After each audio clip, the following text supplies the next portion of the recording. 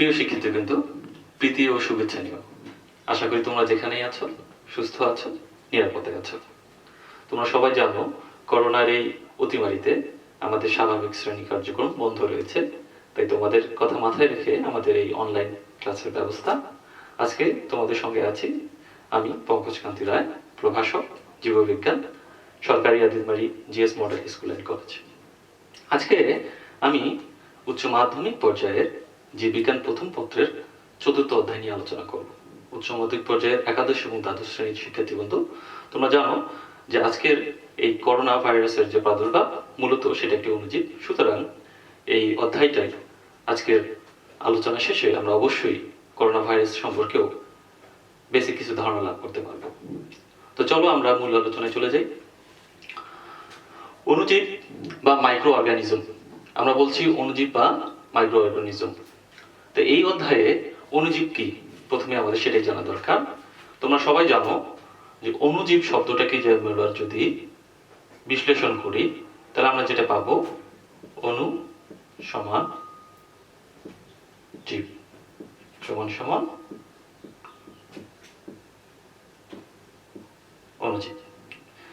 অণু শব্দের অর্থ হচ্ছে ক্ষুদ্র বা আণুবীক্ষণিক, যেটা খালি চোখে দেখা যায় না। এবং জীব সম্পর্কে তোমরা জানোই। সুতরাং অণুজীব বলতে আমরা বোঝাচ্ছি ক্ষুদ্র, অতি আণুবীক্ষণিক, যা খালি চোখে দেখা যায় না। এই সমস্ত জীবকেই আমরা অণুজীব বলছি। তাহলে অণুজীব কাদেরকে বলছি? অণুজীব সেই সমস্ত ক্ষুদ্র ক্ষুদ্র জীবকণাকেই বলছি যারা খালি চোখে আমরা দেখতে পাচ্ছি না। সেগুলো কি? ব্যাকটেরিয়া, ভাইরাস, অ্যাক্টিনোমাইসিটিস, মাইক্রোপ্লাজমা, রিকেটশিয়া প্রভৃতি। এবং এই সমস্ত আণুবীক্ষণিক জীব বা অণুজীব সম্পর্কিত যে বিদ্যা তাকে বলা হয় মাইক্রোবায়োলজি। অর্থাৎ এটি জীববিজ্ঞানের একটি বিশেষ শাখা মাইক্রোবায়োলজি, তারই অংশ হচ্ছে অণুজীব বিজ্ঞান। তোমরা যারা উচ্চতর গবেষণা বা এই বিষয় নিয়ে পড়াশোনা করতে চাও অবশ্যই ভবিষ্যতে মাইক্রোবায়োলজি নিয়ে পড়াশোনা করতে পারবে। আমরা শুধু এখানে তোমাদের এই অধ্যায়ে একটি সাধারণ ধারণা দেওয়ার চেষ্টা করব। তো তোমরা জানো আমাদের সিলেবাসে উচ্চ মাধ্যমিক পর্যায়ে এই অধ্যায়ে অণুজীবের মধ্যে শুধুমাত্র ব্যাকটেরিয়া, ভাইরাস এবং ম্যালেরিয়া পরজীবী নিয়ে আলোচনা করা হয়েছে। আজকে আমরা শুধুমাত্র ভাইরাস নিয়ে আলোচনা করব। ভাইরাস আমাদের আজকের আলোচনার টপিক হবে ভাইরাস। আমরা ভাইরাস সম্পর্কে কি জানি? ভাইরাস কি? মূলত ভাইরাস হচ্ছে একটি ল্যাটিন শব্দ, ভিরন থেকে এসেছে। ভাইরাস একটি ল্যাটিন শব্দ। কি শব্দ? ভিরন থেকে এসেছে, যার বাংলা অর্থ দাঁড়াবে বিষ বা পয়জন। তাহলে বিষ মানে ক্ষতিকর বস্তু, ভাইরাস ঠিক একই, জীবের জন্য ক্ষতিকর বা বিষাক্ত পদার্থ। তো ভাইরাস সম্পর্কে আমরা খুব সংক্ষেপে আমরা যদি বলতে চাই, ভাইরাস হচ্ছে এক প্রকার বিষ যা জীবদেহের ক্ষতি সাধন করে এবং কতিপয় রোগ সৃষ্টি করে। কিন্তু ভাইরাসকে যদি আমরা সংখ্যাতাত্ত্বিকভাবে উপস্থাপন করতে চাই, এটি খুব সহজসাধ্য বিষয় নয়। যদিও এই অধ্যায় শেষের দিকে এসে আমরা খুব সহজেই ব্যাখ্যা ও বিশ্লেষণ করতে পারবো। বিভিন্ন সময়ে বিভিন্ন বিজ্ঞানী বা বিভিন্ন বিজ্ঞজন এই বিষয়ে মতামত প্রদান করেছেন। সুতরাং তাদের মতামতের উপর ভিত্তি করে ভাইরাসের আমরা একটা সামগ্রিক সংখ্যা দাঁড় করাতে পারি। তো চলো আমরা সেই ভাইরাসের সামগ্রিক সংখ্যাটা দেখে নিই। শিক্ষার্থী বন্ধুরা, ভাইরাসের সংজ্ঞা যদি আমরা দিতে চাই, বিভিন্ন বিজ্ঞানী বিভিন্ন সময় ভাইরাস সম্পর্কে তাদের অভিজ্ঞ মতামত প্রদান করেছেন। তাদের মতামতের ভিত্তিতে আমরা সামগ্রিকভাবে ভাইরাসের একটা সংজ্ঞা দাঁড় করাতে পারি। সেটা তোমরা একটু দেখে নাও। ভাইরাস হলো নিউক্লিক অ্যাসিড এবং প্রোটিনের সমন্বয়ে গঠিত এক প্রকার অতি আণুবীক্ষণিক অকোষীয় সত্তা, যা কেবলমাত্র সজীব জীবকোষের অভ্যন্তরে বংশবৃদ্ধি করতে পারে এবং বিশেষ বিশেষ রোগ সৃষ্টি করতে পারে, কিন্তু জীবকোষের বাইরে জড় বস্তুর ন্যায় আচরণ করে। আপাতত দৃষ্টিতে তোমাদের ভাইরাসের সংখ্যাটি একটু জটিল বলে মনে হচ্ছে। এই অধ্যায়ের শেষে আমরা আশা করি তোমাদের এই সংজ্ঞাটা বুঝতে সুবিধা হবে। তো ভাইরাসের এই জটিল সংজ্ঞাকে আমরা যদি সহজভাবে দেখতে চাই, ভাইরাসের কিছু বৈশিষ্ট্য যদি তাকাই, তাহলে বিষয়টা আরো সহজ হবে বলে মনে করি। তো চলো আমরা ভাইরাসের বৈশিষ্ট্যগুলো দেখি। তো আমরা সংজ্ঞায় যেটা দেখেছি যে ভাইরাস মূলত হচ্ছে নিউক্লিক অ্যাসিড এবং প্রোটিনের সমন্বিত একটি। তো ভাইরাস নিউক্লিক অ্যাসিড এবং প্রোটিনের সমন্বয়ে গঠিত, সুতরাং ভাইরাসকে অনেকে নিউক্লিয়েড বলে উল্লেখ করে থাকেন।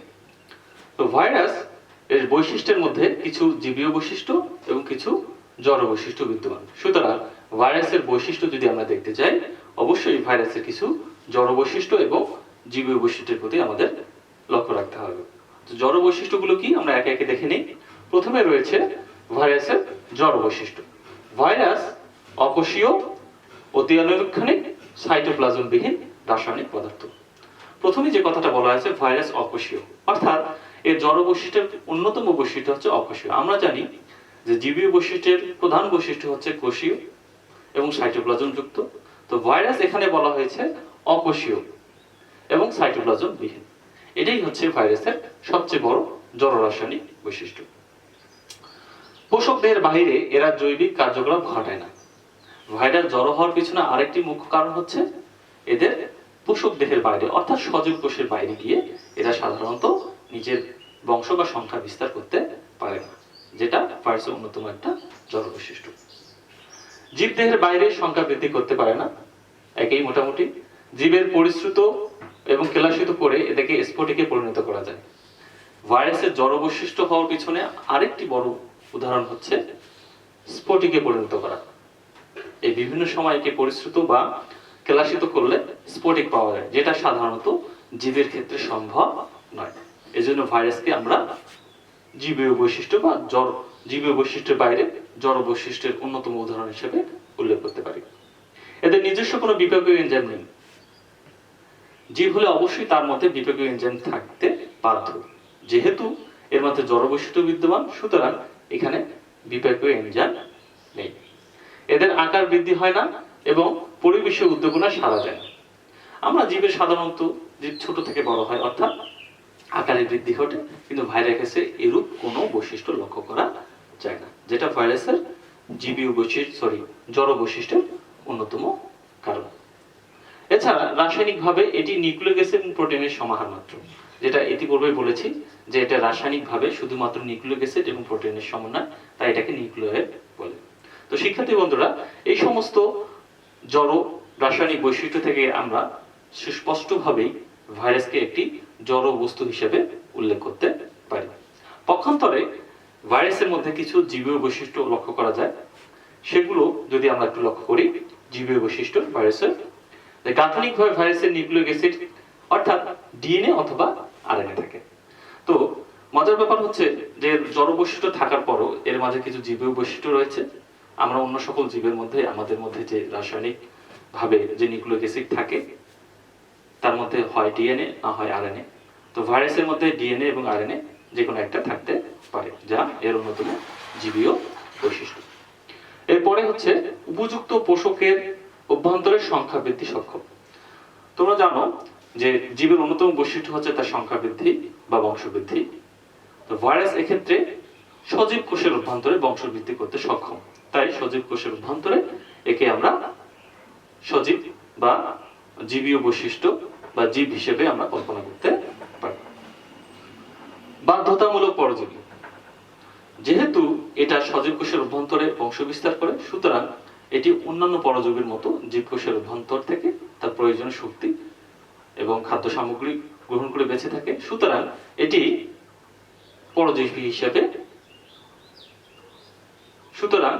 পরজীবী হিসেবে অবস্থান করে এবং এটাই এর অন্যতম জীবীয় বৈশিষ্ট্য। জিনগত পুনর্বিন্যাস ঘটতে দেখা যায়। জিনগত পুনর্বিন্যাস আমাদের জীবের মধ্যে একটা অন্যতম বৈশিষ্ট্য হচ্ছে যে জেনেটিক রিকম্বিনেশন, যেটা ভাইরাসে লক্ষ্য করা যায়। সুতরাং ভাইরাসকে আমরা এই বৈশিষ্ট্যের প্রেক্ষিতে জীব হিসেবে উল্লেখ করতে পারি। ভাইরাসের প্রকরণ এবং পরিব্যক্তি লক্ষ্য করা যায় বা দেখা যায়। তো ভাইরাস মধ্যে প্রকরণ এবং পরিব্যক্তি দেখা যায়, যেটা জীবের অন্যতম বৈশিষ্ট্য, অর্থাৎ আমাদের জীবের মধ্যে প্রকরণ এবং পরিব্যক্তি লক্ষণীয়। প্রকরণ অর্থাৎ ভেরিয়েশন, পরিব্যক্তি অর্থাৎ মিউটেশন। তোমরা পরিব্যক্তি শব্দটার সঙ্গে চেয়ে মিউটেশন শব্দটার সঙ্গে বেশি পরিচিত। তো মিউটেশন হচ্ছে জীবের অন্যতম বৈশিষ্ট্য, যেটা ভাইরাসেও লক্ষ্য করা যায়। সুতরাং ভাইরাসকে আমরা এক্ষেত্রে জীব হিসেবে উল্লেখ করতে পারি। এই পরিব্যক্তি তোমরা জানো যে পরিব্যক্তিটা কি। পরিব্যক্তিটা হচ্ছে বিভিন্ন কারণে জীবের জিনগত বৈশিষ্ট্যের একাধিক জিনের পরিবর্তনের ফলে স্থায়ী যে চারিত্রিক বৈশিষ্ট্যের পরিবর্তন হয় তাকে আমরা মিউটেশন বা পরিবর্তন বলে থাকি। সেক্ষেত্রে ভাইরাসও একটি জীব, কারণ সেখানে পরিবর্তন লক্ষ্য করা যায়। সর্বশেষ এদের অভিযোজন ক্ষমতা রয়েছে। আমরা জীবীদের একটা অন্যতম বৈশিষ্ট্য হলো অ্যাডাপ্টেশন বা অভিযোজন ক্ষমতা। আমরা বিভিন্ন পরিবেশে জীবরা বিভিন্নভাবে অভিযোজিত হয়ে বেঁচে আছি সৃষ্টির লগ্ন থেকে।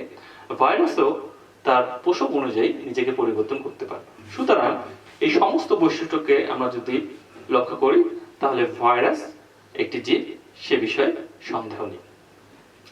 ভাইরাসের বৈশিষ্ট্য আলোচনার পরে আমরা একটা বিষয় মোটামুটি নিশ্চিত যে ভাইরাসের মধ্যে জীব এবং জড় উভয় বৈশিষ্ট্য বিদ্যমান। সুতরাং ভাইরাসের জীবীয় এবং জড় বৈশিষ্ট্য থাকায় ভাইরাসের মধ্যে কি রয়েছে, জীব এবং জড়ের মধ্যে একটা সেতুবন্ধন বা জীব ও জড়ের মধ্যবর্তী অবস্থান করছে বলে আমরা ভাইরাসকে জীব এবং জড়ের মধ্যে সেতুবন্ধন হিসেবে উল্লেখ করতে পারি। শিক্ষার্থী বন্ধুরা, আমরা ভাইরাসের বৈশিষ্ট্য থেকে মোটামুটি ভাইরাসের নেচার সম্পর্কে জেনে গেছি। আমরা এখন দেখব নেচার অফ ভাইরাস, ভাইরাসের প্রকৃতি। তো আমরা ইতিমধ্যে ভাইরাসের জীব এবং জড়ের বৈশিষ্ট্য লক্ষ্য করেছি। তো সেখান থেকেই ধারণা তোমরা পেয়ে গেছো যে ভাইরাস হচ্ছে মূলত জীব এবং জড়ের মধ্যবর্তী একটি বস্তু। অর্থাৎ ভাইরাসকে আমরা যদি সহজভাবে বলতে চাই, ভাইরাস হচ্ছে জীব এবং জড়ের মাঝামাঝি কিছু, অর্থাৎ জীব ও জড়ের মধ্যে সেতুবন্ধন। তো ভাইরাসের প্রকৃতি সম্পর্কে বিজ্ঞানী লোভ এটি সুন্দর সংজ্ঞা দিয়েছেন। তিনি বলেছেন, লোভ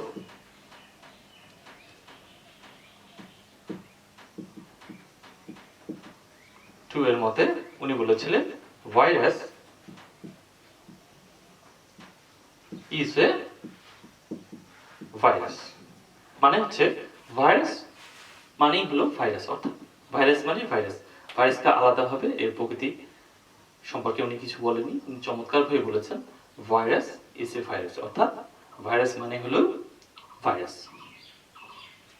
এখন আমরা ভাইরাসের আকার এবং আকৃতি সম্পর্কে ধারণা লাভ করব।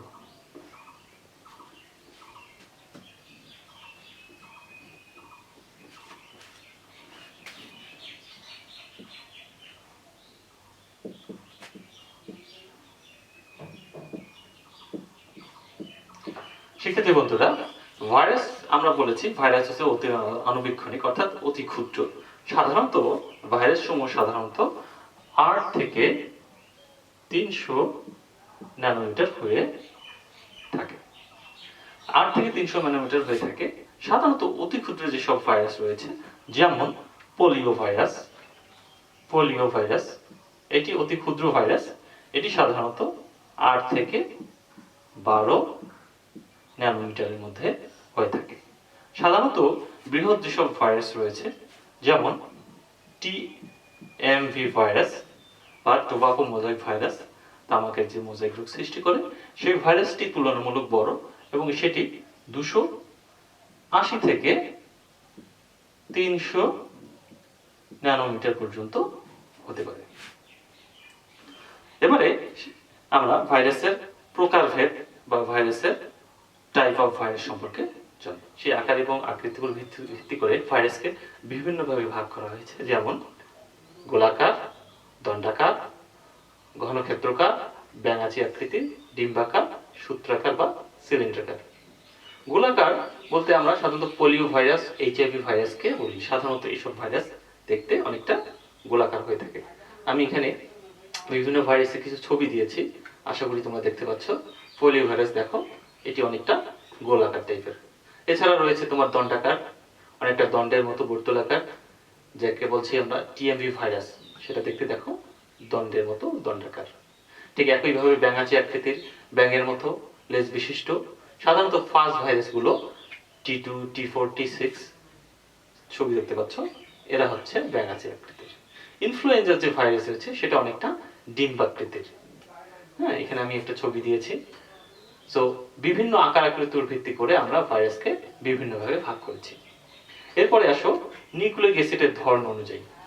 নিউক্লিক অ্যাসিডের ধরন অনুযায়ী, অর্থাৎ ভাইরাসে বিদ্যমান আরএনএ এবং ডিএনএ এর উপস্থিতির উপর ভিত্তি করে ভাইরাসকে আমরা দুভাগে ভাগ করেছি, একটা হচ্ছে ডিএনএ ভাইরাস, একটা হচ্ছে আরএনএ ভাইরাস। সাধারণত ডিএনএ নিউক্লিক অ্যাসিড যুক্ত যে ভাইরাস তাদেরকে ডিএনএ ভাইরাস বলা হয়ে থাকে। এগুলোকে আবার দুই ভাগে ভাগ করা হয়েছে, একসূত্রক ডিএনএ ভাইরাস আবার দ্বিসূত্রক ডিএনএ ভাইরাস। একসূত্রক কারা? যে সমস্ত ভাইরাসের মধ্যে ডিএনএ একটি মাত্র সূত্র বিদ্যমান তাদেরকে একসূত্রক ডিএনএ ভাইরাস বলা হয়। সাধারণত কোলিফাস্টাইজের ভাইরাসগুলো হচ্ছে একসূত্রক ডিএনএ ভাইরাস। দ্বিসূত্রক ডিএনএ ভাইরাস কারা? যেমন ভ্যাকসিনিয়া ভাইরাস, টিআইভি ভাইরাস প্রভৃতি ভাইরাস হচ্ছে দ্বিসূত্রক ডিএনএ ভাইরাস। অর্থাৎ এই সমস্ত ভাইরাসের মধ্যে দ্বিসূত্রক বা double helix DNA nucleic acid হিসেবে বিদ্যমান। এরপরে আসো আরএনএ ভাইরাস। একইভাবে আরএনএ ভাইরাসের মধ্যে একসূত্রক আরএনএ ভাইরাস যেমন টিএমভি ভাইরাস, এইচআইভি ভাইরাস, এবং দ্বিসূত্রক আরএনএ ভাইরাস যেমন রিও ভাইরাস। সাধারণত ধানের বামন রোগের ক্ষেত্রে এই ভাইরাসটি দায়ী। এগুলো হচ্ছে দ্বিসূত্রক আরএনএ ভাইরাস। এবার আসা যাক পোষক দেহের অনুযায়ী অর্থাৎ ভাইরাস সমূহ কোন কোন পোষক দেহে আক্রমণ করতে পারবে, কোন কোন পোষক দেহে অবস্থান করতে পারে তার উপর ভিত্তি করে ভাইরাসকে বিভিন্ন ভাগে ভাগ করা হয়েছে। প্রথমে আছে উদ্ভিদ ভাইরাস। সাধারণত যেসব ভাইরাস উদ্ভিদকে আক্রমণ করে তাদেরকে উদ্ভিদ ভাইরাস বলা হয়, যেমন টিএমভি ভাইরাস বা টোবাকো মোজাইক ভাইরাস, এটা সাধারণত তামাকের মোজাইক রোগের জন্য দায়ী। এছাড়া রয়েছে বিওয়াইভি অর্থাৎ বিন ইউলো ভাইরাস, সিন জাতীয় উদ্ভিদের আক্রমণ করে থাকে এই ভাইরাসগুলো। প্রাণী ভাইরাস, যে সমস্ত ভাইরাস প্রাণীকে আক্রমণ করে, সেটা মানুষ হতে পারে, বিভিন্ন ধরনের জীব হতে পারে, অর্থাৎ প্রাণীকে আক্রমণ করে তারা হচ্ছে প্রাণী virus. HIV virus, polio virus প্রভৃতি হচ্ছে তোমাদের প্রাণী ভাইরাস, এগুলো প্রাণীকে আক্রমণ করে থাকে। ব্যাকটেরিওফাজ ভাইরাস সাধারণত ব্যাকটেরিয়াকে আক্রমণ করে এবং নিজের সংখ্যা বৃদ্ধি করে, যেমন T2, T4 এবং T6। সাধারণত এগুলো ব্যাকটেরিওফাজ ভাইরাস ব্যাকটেরিয়াকে আক্রমণ করে থাকে। সায়ানোফাজ ব্যাকটেরিয়া সাধারণত নীলাভ সবুজ যেসব শৈবাল রয়েছে তাদেরকে যদি আক্রমণ করে, অর্থাৎ তাদের দেহে যদি এরা অবস্থান করে, তাদেরকে সায়ানোফাজ ব্যাকটেরিয়া বলা হয়। সায়ানোফাজ ব্যাকটেরিয়ার মধ্যে আছে এলপিপি, LPP2 প্রভৃতি হলো সায়ানোফাজ ব্যাকটেরিয়ার উদাহরণ। এবারে বহিস্থ আবরণ অনুযায়ী অর্থাৎ ভাইরাসগুলোর বহিস্থ আবরণ এর উপর ভিত্তি করে ভাইরাসকে আমরা দুভাগে ভাগ করেছি, একটা আবরণবিহীন ভাইরাস আর একটা হচ্ছে আবরণ যুক্ত ভাইরাস। আবরণবিহীন ভাইরাস অর্থাৎ যে ভাইরাসের বাইরে থেকে কোনো আবরণ থাকে না, অর্থাৎ নেকেড ভাইরাস যেমন টিএমভি ভাইরাস এবং T2 ব্যাকটেরিওফাজ ভাইরাস। আবরণযুক্ত ভাইরাসের মধ্যে হচ্ছে ইনফ্লুয়েঞ্জা ভাইরাস এবং এইচআইভি ভাইরাস। সাধারণত এই সমস্ত ভাইরাসের বাইরে থেকে ইনভেলাপ বা আলাদা একটা পর্দা লক্ষ্য করা যায়। এরপরে পোষক দেহে কিভাবে সংক্রমণ ঘটায় বা সংখ্যা বৃদ্ধি করে তার উপর ভিত্তি করে ভাইরাসকে দুভাগে ভাগ করা হয়েছে। একটি হচ্ছে সাধারণ ভাইরাস, আর যে ভাইরাসগুলো সাধারণ এমনি ফ্লু, সর্দি কাশি বা জ্বর সৃষ্টি করে তাদেরকে সাধারণ ভাইরাস বলা হচ্ছে। আর হচ্ছে রিট্রো ভাইরাস। সাধারণত এই ভাইরাসগুলো ডিএনএ ভাইরাস যুক্ত হলেও এগুলো ডিএনএ ভাইরাস থেকে আরএনএ ভাইরাস প্রাণী দেহে তৈরি করে, অর্থাৎ ডিএনএ থেকে ভাইরাল আরএনএ পোষক দেহে তৈরি করতে পারে, সেই সমস্ত ভাইরাসকে বলা হয় রিট্রো ভাইরাস। তো শিক্ষার্থী বন্ধুরা, এবারে আমরা একটি ভাইরাসের সাধারণ গঠন লক্ষ্য করি। একটি ভাইরাস কি রকম? তো আমরা যদি একটি ভাইরাসের সাধারণ গঠন লক্ষ্য করি, তোমাদের সুবিধার্থে আমি ইতিমধ্যে একটি ছবি এঁকে রেখেছি, তোমরা দেখতে পাচ্ছ ছবিটাতে। তো ভাইরাসের সাধারণ গঠন, সাধারণত আমরা ভাইরাসকে বলেছি যে একটি নিউক্লিক অ্যাসিড এবং প্রোটিনের সমন্বয়ে গঠিত। সাধারণত এই নিউক্লিক অ্যাসিডগুলো ভাইরাসের কেন্দ্রে থাকে এবং এর চারদিকে প্রোটিন আবরণ লক্ষ্য করা যায়। সুতরাং ছবিতে যে ভাইরাসটি লক্ষ্য করছো এটা একটি সাধারণ ভাইরাস বা একটা আদর্শ ভাইরাস হিসেবে ধরে নিয়েছি আমরা। একটা আইডাল ভাইরাসের স্ট্রাকচার এখানে তুলে ধরেছি তোমাদের জন্য। তো তোমরা যদি দেখো এর বাইরের দিকে সুন্দর করে একটা পর্দা দেওয়া আছে, এখানে লেখা আছে এনভেলাপ। সাধারণত ভাইরাসের বাইরের দিকে একটা আবরণ থাকে, যেটা সাধারণত 10 থেকে 15 ন্যানোমিটার পর্যন্ত পুরু হতে পারে। এটাকে বলা হয় ভাইরাস এনভেলাপ। এই ভাইরাস এনভেলাপের গায়ে অসংখ্য কণ্টকিত অংশ থাকতে পারে, যাদেরকে বলা হয় স্পাইক। সাধারণত আক্রমণকারী যেসব ভাইরাস রয়েছে অর্থাৎ ভিরিয়ন কণা। শিক্ষার্থী বন্ধুরা, তোমাদের এখানে একটি বিষয় বলে রাখা ভালো, ভাইরাসের যে অংশটুকু সংক্রমণে অংশগ্রহণ করে তাকে বলা হয় ভিরিয়ন বলা হয়। তো এই ভিরিয়ন কণার যেটি আক্রমণে পোষক দেহে অংশগ্রহণ করে সেটা হচ্ছে স্পাইক। এই স্পাইকটা সাধারণত ভাইরাসের বহিরাবরণ যে ইনভেলাপ রয়েছে তার বাইরে থেকে এই কণ্ঠকিত যে অংশটা দেখতে পাচ্ছ এটাই হচ্ছে স্পাইক, যা ভাইরাসের এনভেলপের সঙ্গে যুক্ত থাকে। এর ভিতরে যদি আমরা লক্ষ্য করি দেখতে পারবো একটি প্রোটিন আবরণ। এই প্রোটিন আবরণকে বলা হচ্ছে ক্যাপসিড। কি বলা হচ্ছে? ক্যাপসিড, যেটা ভাইরাসের যে মূল উপাদান অর্থাৎ নিউক্লিক অ্যাসিড সেটাকে আবৃত করে রাখে। এই ক্যাপসিড অংশটা কিন্তু অসংখ্য ক্ষুদ্র ক্ষুদ্র প্রোটিন কণার সমন্বয়ে গঠিত। এই প্রতিটি প্রোটিন কণাকে এক একটি কণাকে বলা হয়েছে ক্যাপসোমিয়ার। সুতরাং ক্যাপসিড হচ্ছে অসংখ্য ক্যাপসোমিয়ারের সমন্বয়ে গঠিত একটি আবরণ অংশ, যেটা ভাইরাসের মূল উপাদান অর্থাৎ নিউক্লিক অ্যাসিডগুলোকে অবস্থান করে রাখে। এই নিউক্লিক অ্যাসিড সবচেয়ে ভিতরে অবস্থান করে, সেটি আরএনএ ভাইরাসের ক্ষেত্রে আরএনএ হতে পারে, ডিএনএ ভাইরাসের ক্ষেত্রে ডিএনএ হতে পারে। সুতরাং সামগ্রিকভাবে যদি আমরা একটা ভাইরাসের গঠন দেখতে পাই, তাহলে সেখানে আমরা কি দেখতে পারবো? সবার বাইরে দেখতে পারবো ইনভেলাপ। যদি এটা আবরণযুক্ত ভাইরাসের ক্ষেত্রে থাকে, আবরণবিহীন ভাইরাসের ক্ষেত্রে সাধারণত ইনভেলাপ অংশটা আমরা দেখি না। এছাড়া ভাইরাসের ভিতরে যে অংশটা সেটা হচ্ছে তোমাদের ক্যাপসিড অংশ, যেটা অসংখ্য ক্যাপসুলের সমন্বয়ে গঠিত, যা নিউক্লিক অ্যাসিডকে অবস্থান করে এবং এই ভাইরাসকে সংক্রমণক্ষম অর্থাৎ আক্রমণের জন্য উপযুক্ত করে তুলতে পোষক দেহের সঙ্গে যুক্ত করতে যে অংশটা সাহায্য করে সেটা হচ্ছে সেই স্পাইক বা কণ্ঠকিত কাটা অংশ। তো শিক্ষার্থী বন্ধুরা, তোমাদের বইয়ে সিলেবাস অনুযায়ী দুটো ভাইরাস সম্পর্কে বলা আছে। সেটা একটি হলো টিএমভি ভাইরাস আর একটি হচ্ছে টি2 ব্যাকটেরিয়াফাজ। আমি তোমাদের জন্য তোমাদের বোঝার সুবিধার্থে এখানে দুটো ছবি রেখেছি, তোমরা দেখতে পাচ্ছ। প্রথম ছবিটি আমি যেটা দেখাচ্ছি সেটা হচ্ছে টিএমভি ভাইরাস অর্থাৎ tobacco mosaic virus. TMV virus তুমি যদি চিত্রটা একটু খেয়াল করো, দেখো উপরে চিত্রের সঙ্গে মিল রয়েছে। এখানে ক্যাপসিড অংশটা আমরা দেখতে পাচ্ছি, অসংখ্য ক্ষুদ্র ক্ষুদ্র এখানে কি রয়েছে? ক্যাপসুমিয়ার যুক্ত করা হয়েছে। এই ক্যাপসুমিয়ার গুলো দেখো সুন্দরভাবে একটা সমান্তরাল সন্নিবেশিত রয়েছে। এই এই টিএমভি ভাইরাসের পাশে যে চিত্রটা আমরা দেখতে পাচ্ছি, এখানে দেখো আরএনএ একটা সূত্র রয়েছে, যে আরএনএ সূত্রকে ঘিরে সাধারণত এই ক্যাপসিড গুলো সুন্দরভাবে সাজানো থাকে, অর্থাৎ ক্যাপসুমিয়ার গুলো সাজানো থাকে, এই ক্যাপসিড আবরণী তৈরি করে। এখানে আমরা যদি দেখি, আলাদাভাবে দেখি, এই যে লম্বা এই অংশটা হচ্ছে ক্যাপসুমিয়ার, এগুলো সবগুলো মিলে হচ্ছে তোমার ক্যাপসিড অংশ। এই জায়গাটা এসে ক্যাপসিড অংশ এবং এর ভিতরে একটি আরএনএ একসূত্র আরএনএ অবস্থান করছে। তার মানে এই চিত্র থেকে আমরা সহজেই বুঝতে পারি যে টিএমভি ভাইরাস একটা হচ্ছে আরএনএ ভাইরাস। এখানে একটি আরএনএ সূত্র আমরা দেখতে পাচ্ছি। সাধারণত এটি টিএমভি ভাইরাস দৈর্ঘ্যে প্রায় 280 থেকে 300 ন্যানোমিটার পর্যন্ত হয়ে থাকে এবং প্রস্থে প্রায় 15 থেকে 18 ন্যানোমিটার পর্যন্ত হয়ে থাকে এবং এটি মোটামুটি প্রায় 2200টি নিউক্লিওটাইডের সমন্বয়ে গঠিত হতে পারে। ঠিক পাশে আরেকটি ছবি রয়েছে, সেটা হচ্ছে টি2 ব্যাকটেরিয়াফাজ। আমরা এর আগে প্রকারভেদে বলেছি যে যে সমস্ত ভাইরাস ব্যাকটেরিয়াকে আক্রমণ করে তাদের সংখ্যা বৃদ্ধি ঘটায় তাদেরকে ফাজ ব্যাকটেরিয়া বলা হয়। সেরকম একটা ব্যাকটেরিয়া হচ্ছে টি2 ব্যাকটেরিয়াফাজ। এটি অনেকটি দেখতে ব্যাঙাচির মতো। আমরা এর একটা মাথা দেখতে পাচ্ছি, সেই মাথায় আমরা এখানে এটি ডিএনএ অর্থাৎ নিউক্লিক অ্যাসিড হিসেবে ডিএনএ দেখতে পাচ্ছি। সুতরাং এই ভাইরাসটিতে নিউক্লিক অ্যাসিড হিসেবে কি অবস্থান করছে? ডিএনএ অবস্থান করছে এবং এই ক্যাপসিড আবরণটি আমরা পুরো মাথা থেকে লেজ পর্যন্ত দেখতে পাচ্ছি। লেজের দিকে যদি তোমরা খেয়াল করো, দেখবে যেখানে বেস প্লেট রয়েছে এবং বেস প্লেটের সাথে কতগুলো স্পাইক যুক্ত করা আছে। ঠিক আমরা ভাইরাসের সাধারণ গঠন যে স্পাইক দেখেছি সেই স্পাইক, যেটা সাধারণত পোষক দেহের সঙ্গে সংযুক্ত হতে ভাইরাসকে সাহায্য করে এবং এর মাঝে আমরা কলার, লেজ, বেস প্লেট দেখতে পাচ্ছি। তো শিক্ষার্থী বন্ধুরা, আমরা মোটামুটি আমাদের সিলেবাসের যে দুটো ভাইরাস রয়েছে, এটা হচ্ছে টিএমভি ভাইরাস, এটা হচ্ছে টি2 ব্যাকটেরিয়াফাজ। তোমরা এই দুটো ভাইরাস সম্পর্কে মোটামুটি জানলে আশা করছি তোমাদের পরবর্তীতে আর সমস্যা হবে না এই বিষয়টি নিয়ে। তো শিক্ষার্থী বন্ধুরা, আমরা মোটামুটি ভাইরাসের সাধারণ গঠন দেখলাম এবং আমাদের সিলেবাসের যে দুটো ভাইরাসের সে সম্পর্কেও ধারণা লাভ করলাম। এখন আমাদের যে বৈশ্বিক মহামারী সেই ভাইরাস অর্থাৎ corona virus, novel corona virus সম্পর্কে যদি একটু ধারণা লাভ করতে পারি। শিক্ষার্থী বন্ধুরা, আমরা এতক্ষণ ভাইরাসের সাধারণ গঠন দেখেছি। তো এই বৈশ্বিক অতিমারিতে যে ভাইরাসটি দায়ী সেটা হচ্ছে নোভেল করোনা ভাইরাস। সে ভাইরাস সম্পর্কে তোমাদের দু একটা কথা আমি বলতে চাই, যদিও তোমাদের সিলেবাসের অন্তর্ভুক্ত এটা বিষয় নয়, তারপর তোমাদের জানার জন্য আমি এটি তোমাদের সামনে তুলে ধরেছি। তোমরা দেখতে পাচ্ছ এখানে করোনা ভাইরাসের একটা আমি ছবি দিয়েছি। হ্যাঁ, এটা তোমাদের বই নাই, এটা সিলেবাসে নেই। আমরা একে বলছি নোভেল করোনা ভাইরাস।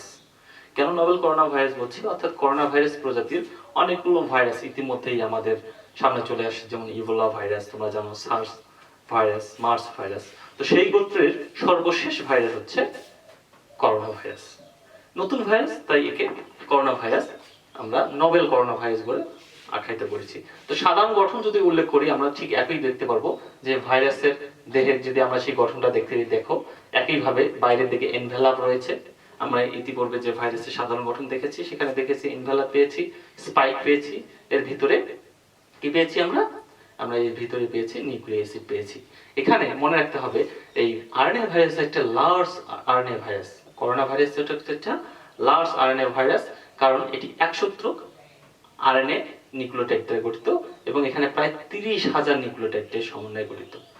তুলনামূলকভাবে বৃহৎ একটি ভাইরাস এবং এর নিউক্লিক অ্যাসিড হিসেবে শুধুমাত্র রয়েছে আরএনএ এবং এটি একসূত্রক। সাধারণত এটা প্রাণীতে থাকে, অর্থাৎ প্রাণী ভাইরাস, অর্থাৎ প্রাণী ভাইরাসগুলো সাধারণত আরএনএ ভাইরাস হিসেবে হয়ে থাকে এবং এই ভাইরাসটার করোনা নামকরণ হয়েছে এর চারপাশে যে স্পাইকগুলো দেখতে পাচ্ছ এটা অনেকটা সূর্যরশ্মির মতো ছড়ানো। এখানে যদি আমরা তোমাদেরকে দেখাই, তাই এটা অনেকটাই সূর্যের মতো আলো বিচ্ছুরণ করছে জন্য এর নাম হচ্ছে corona virus, novel corona virus. অর্থাৎ এটি করোনা ভাইরাস পর্বের সর্বশেষ আপডেট বা নতুন সংস্করণ, যেটা আমরা ইতিপূর্বে আমরা দেখিনি। একে আমরা ইমার্জিং ভাইরাসও বলে থাকি। ইমার্জিং ভাইরাস কাকে বলছি আমরা? ইমার্জিং ভাইরাস সেই সমস্ত ভাইরাস যেটা সাধারণত অন্যান্য প্রাণী থেকে মানব দেহে চলে আসছে। সাধারণত নোবেল করোনা ভাইরাস প্রাণী দেহের মধ্যে তোমার ধরে নেওয়া হয় যে বাদুড়, হ্যাঁ, তারপরে বিভিন্ন ধরনের সাপ বা অন্যান্য প্রাণী থেকে মানব দেহে সংক্রমিত হয়েছে। সাধারণত যে সমস্ত ভাইরাস অন্য প্রাণী থেকে মানব দেহে সংক্রমিত হয় তাদেরকে ইমার্জিং ভাইরাস বলা হয়ে থাকে। তো সেক্ষেত্রে করোনা ভাইরাস একটি ইমার্জিং ভাইরাস, কারণ এটি অন্য প্রাণী দেহে ছিল যেটা সম্প্রতি আমাদের মানব দেহে সঞ্চালিত হয়েছে এবং কোভিড-19 রোগ সৃষ্টি করছে। তো সেক্ষেত্রে মধ্যে আমরা যদি দেখি রোগ সৃষ্টি করার ধরনটা দেখি কিভাবে রোগ সৃষ্টি করছে। আমরা যদি এখানে তোমরা দেখো যে ভাইরাসের যে স্পাইকটা রয়েছে, এই স্পাইকটা সাধারণত আমাদের এই এটা ভাইরাসের সেলটা পোষক দেহে গিয়ে প্রবেশ করে পোষক কোষের রিসেপ্টরের সঙ্গে একটা বন্ডিং এ যুক্ত হয়ে যায়। এখানে H2 এবং H1 দিয়ে আমি উল্লেখ করেছি, এখানে একটা বন্ডিং তৈরি করে। সাধারণত করোনা ভাইরাস এটা আমাদের শ্বাস প্রশ্বাস অর্থাৎ ফুসফুসে গিয়ে আক্রমণ ঘটায়। প্রাথমিকভাবে এটি ফুসফুসের মধ্যে প্রবেশ করে সেখানে কোষের রিসেপ্টরের সঙ্গে নিজেকে যুক্ত করে ফেলে এবং সেখানে একটা আবরণ তৈরি করে, ফলে ফুসফুসের মধ্যে একটা আবরণ তৈরি হয় এবং সেখানে পানি জমে এবং শ্বাসকষ্ট দেখা দেয়। এছাড়াও অন্যান্য ভাইরাসের মতো নর্মাল ফ্লুর মতো সাধারণ যে জ্বর সর্দি সাধারণত আমরা এর উপসর্গ হিসেবে দেখি। সাধারণত অন্যান্য ভাইরাসের মতোই এই করোনা ভাইরাসও হাঁচি কাশি মাধ্যমে ছড়ায়। তাই আমরা যখন বাইরে যাব অবশ্যই মুখে মাস্ক ব্যবহার করব এবং বাইরে থেকে এসে সাবান পানি দিয়ে ভালো করে হাত ধুয়ে নেব।